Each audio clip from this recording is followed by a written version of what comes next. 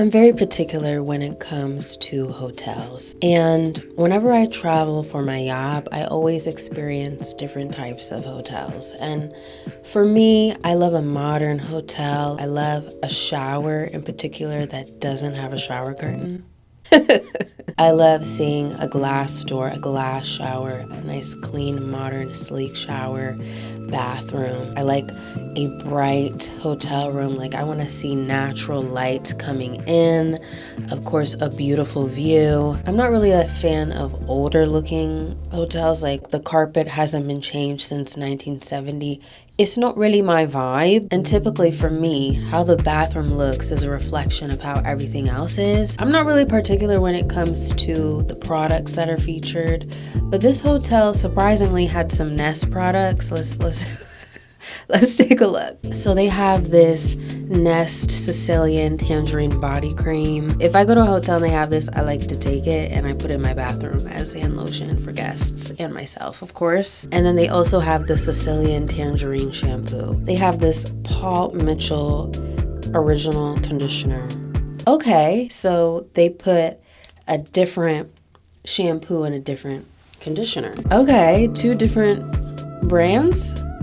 Feels like you're at home, right? Very homey.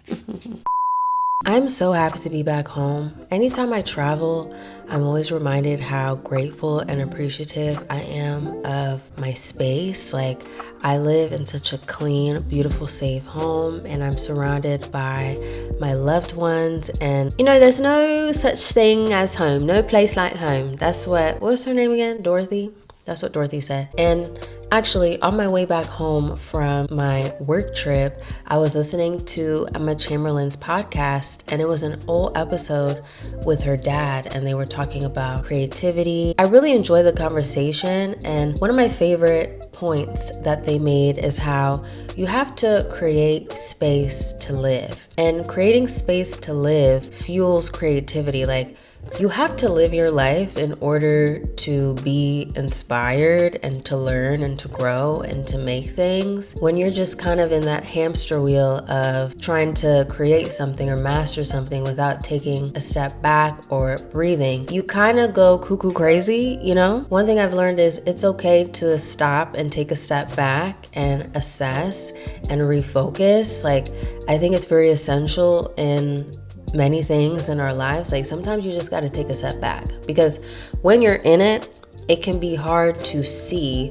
what's really happening. You know what? I am grateful for the times that I get to travel and the times that I get away from home to experience new environments and people, because it allows me to reflect and be like, okay, I'm now outside of the bubble that I was in, and it kind of pushes me even harder to go back and to continue what I was doing, but from a different lens now. I've learned that it's okay to change your mind. It's okay to pivot. In fact, it's important.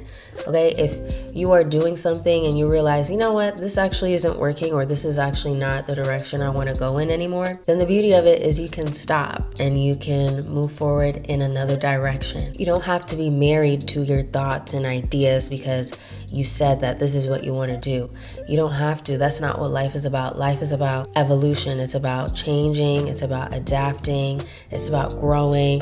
And it's okay to change things. I remember I watched something, I can't remember what it was, and they were saying, like, have you ever been walking somewhere and then you realize you're in the wrong direction? So then you do something dramatic to be like, so that you can turn around. When you're living your life focused on what other people are thinking of you and thinking that they're gonna judge you, or what are people gonna say if you decide to change your mind? What are people gonna think if I decide to do this instead of that? I think it's really important to be confident and comfortable in your decision making and comfortable with change, and knowing that it's a normal thing and everybody experiences it. And it's important not to hold yourself to an outsider's perspective or to focus on what other people may say or think, and just do you.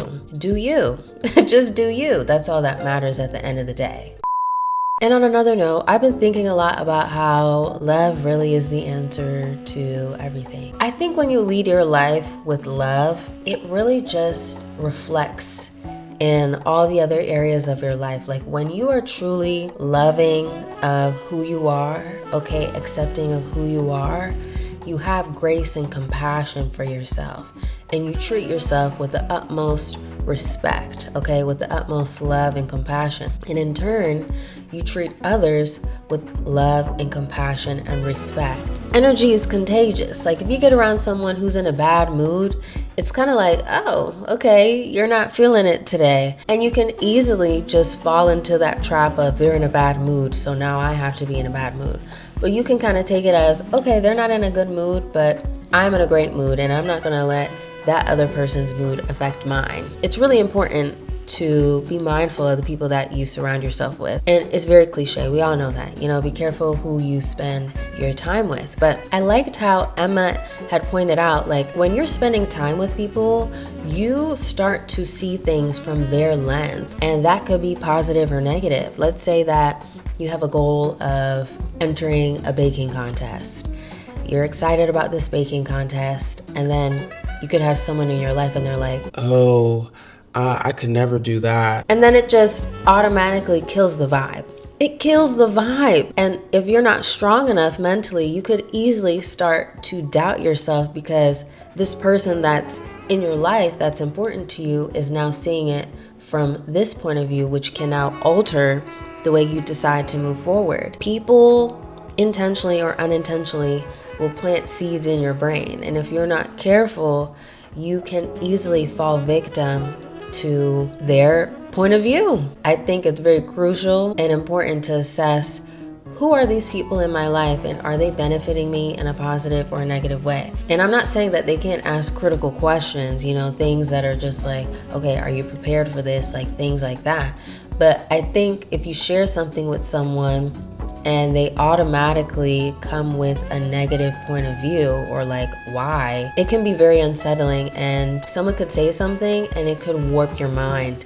And I think a lot of times people are just unaware of how negative that they can be. And yeah, I know the girls are saying protect your energy, but it's true. You have to protect your energy, especially if you're someone who easily can be going up and down in your thoughts and emotions. Like you really have to be cautious and careful, and making sure that you're with people who are encouraging and supporting you in healthy, positive ways, and not trying to bring you down to their level.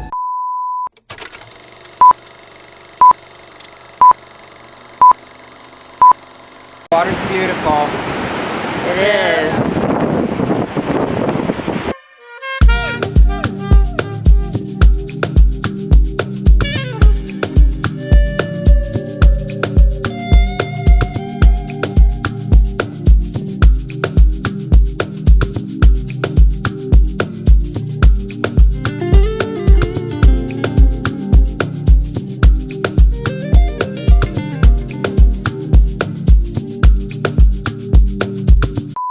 We have reached the end of this video. Thank you so much for watching. I truly do appreciate it. Please be sure to thumbs up this video, subscribe to my channel, and leave a comment. Thank you again, and I will see you in my next video.